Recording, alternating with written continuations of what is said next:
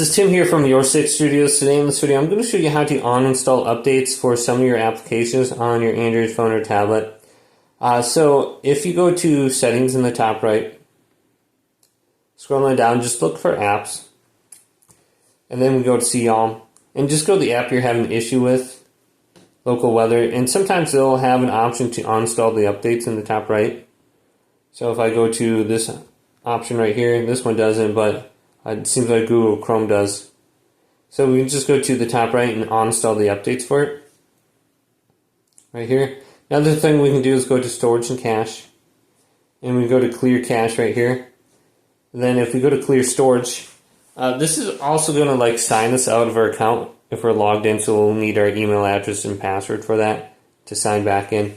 But just look at that as an option, force start it or force stop it, and then just relaunch the application to see if that gets to work again. So hopefully this video did indeed help you out. If it did, leave it a big thumbs up and subscribe to my channel down below.